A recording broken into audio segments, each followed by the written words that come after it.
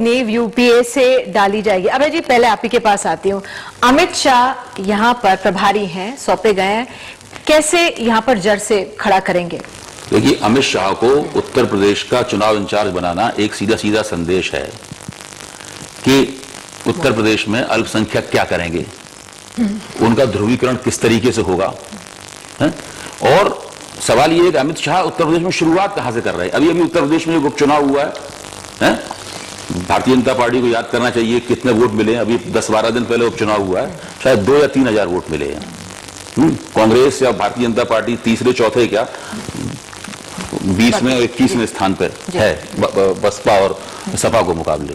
तो ये पार्टियां उत्तर प्रदेश में इस हालत में हैं कि इनका आगे बढ़ना बहुत ही मुश्किल है। केवल एक ही तरीके से वहां मोदी का दबदबा कायम हो सकता है कि मायावती और मुलायम सिंह दोनों पैक्ट करके सुसाइड कर लें। इसके अलावा और कोई तरीका नहीं है कांग्रेस और भारतीय जनता पार्टी के उत्तर प्रदेश में कोई हस्तक्षेप करने का। 4-5 सीट बढ़ सकती है, कम हो सकती है, इससे ज्यादा कोई इन दोनों पार्टियों का उत्तर प्रदेश में खेल नहीं है। कुछ फर्क ज्यादा नहीं पड़ने। उत्तर प्रदेश की बात है कि विधानसभा के चुनाव में जो लोगों का रुझान रहता है वो एक अलग प्रकार से रहता है, जिसमें पिछले दिनों बहुजन समाज पार्टी, उसके बाद समाजवादी पार्टी को बहुमत मिला है। लेकिन वहीं पर लोकसभा के चुनाव में उत्तर प्रदेश के लोगों ने अलग प्रकार से वोट दिया। और 2009 में आपको 10 सीटें मिली थी बीजेपी, हमें 10 मिली, लेकिन कांग्रेस को उन्होंने राष्ट्रीय संदर्भ में 24 सीटें देने का भी काम किया, जबकि कांग्रेस का कोई वहां पर जनाधार नहीं है, कांग्रेस का कोई काडर नहीं है। लेकिन फिर भी क्योंकि चुनाव केंद्र के थे तो एक अलग दृष्टि से वोटिंग हुई। तो इसी प्रकार से आज हमको उत्तर प्रदेश में लगता है कि बहुजन समाज पार्टी के कमजोर होने के बाद समाजवादी पार्टी की सरकार जो इतने कम समय में अलोकप्रिय हुई है, आज एक सहज रूप से जो देश का वातावरण है यूपीए के खिलाफ और भाजपा नीत एनडीए उसका विकल्प नरेंद्र मोदी को क्या वहां से चुनाव लड़वाएंगे अयोध्या या लखनऊ से? कि चाहे नरेंद्र मोदी जी हो चाहे अमित शाह जी हो, मैं एक बात स्पष्ट कर दूं कि वो वहां पर किसी एजेंडे के साथ में नहीं, वो केवल अपनी संगठनात्मक क्षमताओं के कारण देश में नरेंद्र मोदी जी और उत्तर प्रदेश में अमित भाई शाह को कमान दी गई है। जो चुनावी रणनीति के निर्णय समय पर होंगे और निश्चित तौर पर उत्तर प्रदेश, दिल्ली का रास्ता उत्तर प्रदेश से होकर के गुजरता है। भाजपा पूरी तरह से इसको समझती है। उत्तर प्रदेश हमारे लिए बहुत महत्वपूर्ण राज्य है और उत्तर प्रदेश ही इस बार हमारी सरकार बनाएगा। थोड़ा सा कैप्टन साहब, मैं एक छोटी सी बात कहना चाहता हूँ। आपने जो कहा कि नेशनल पॉलिटिक्स का जो वोटिंग पैटर्न है डिफरेंट होता है, तो बिल्कुल सहमत हूं मैं आपसे। लेकिन जिस तरह से बीजेपी से भी खपा, बीजेपी तो चौथी पोजीशन में वहां है।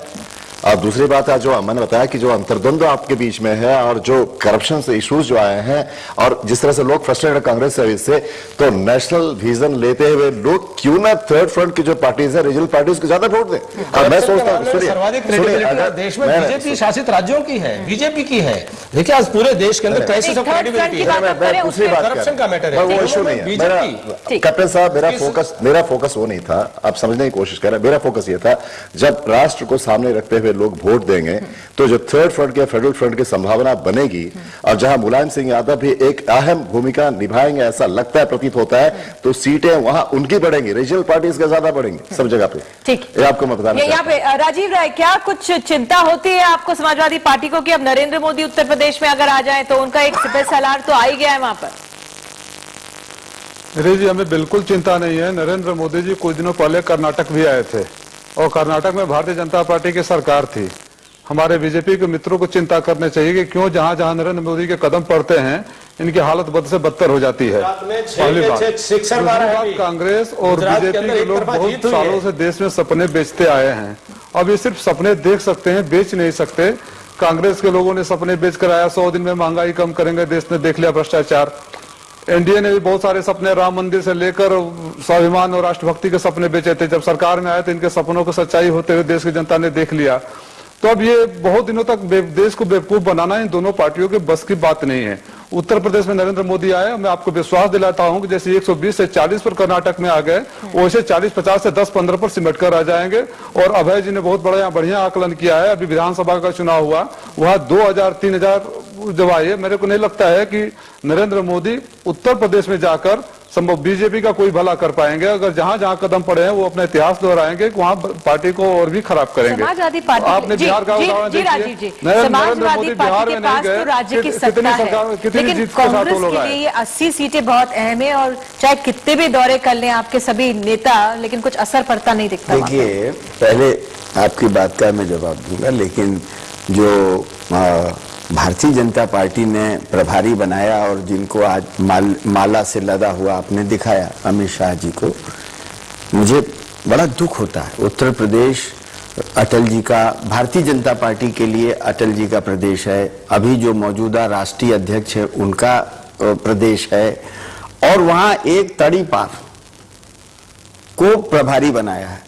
यानी कोर्ट ने, सुनिए इस प्रकार की भाषा आपसे उम्मीद नहीं, वही मैं बता रहा हूं कि पूरे कोर्ट ने लोग अपराधी होता है जिले से तड़ी पार, लेकिन कोर्ट ने उनको प्रदेश से तड़ी पार किया। और उसके बाद सुनिए, आप इस प्रकार की बहस में जाएंगे तो हम बहुत कुछ बोल सकते हैं, खूब बोलिए आप, लेकिन आप तथ्यों को नहीं नकार सकते कि कोर्ट ने उनको गुजरात के अंदर सर्वाधिक मतों से जीत करके आने वाले विधायक हैं। अरे सुन तो लीजिए, मैं अमित शाह की लोकप्रियता का आपको अंदाजा नहीं है। आप पता कर लीजिए कि कोर्ट सर्वाधिक लोकप्रिय नेता है। गुजरात भवन में रहते थे, यही गुजरात भवन में रहते थे, सारे देश में रहते हैं।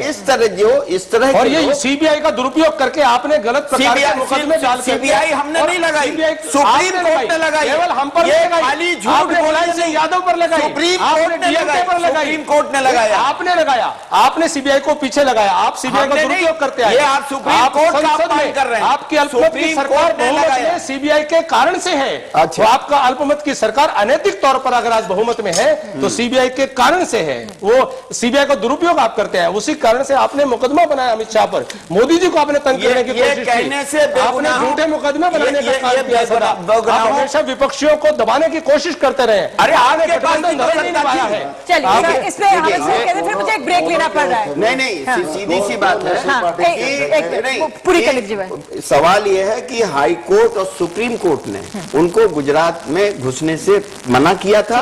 वो गुजरात के बाहर ने कहा कि कोयला घोटाले में आपकी सरकार, प्रधानमंत्री सब मिलकर के इस देश के आंखों में धूल झोंक रहे हैं, सुप्रीम कोर्ट की आंखों में धूल झोंक रहे हैं। तब आप कहते हैं सुप्रीम कोर्ट सीमा लांघ रहे हैं। जब सुप्रीम कोर्ट ने कहा आप गरीबों को अनाज मुफ्त बांटिए, तब आपने कहा सुप्रीम कोर्ट सीमा लांघ रहा है।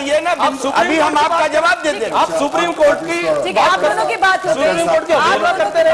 ये हनुमान चालीसा आपको सिखाया गया है कि इनके पास कोई तर्क ना हो तो बीजेपी के आदमी ये इस तरह की आपने शुरू किया, आपने शुरू किया।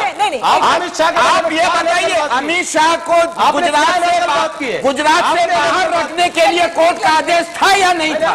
नहीं था या नहीं था? वो 1.5 साल तक बाहर रहे या नहीं रहे?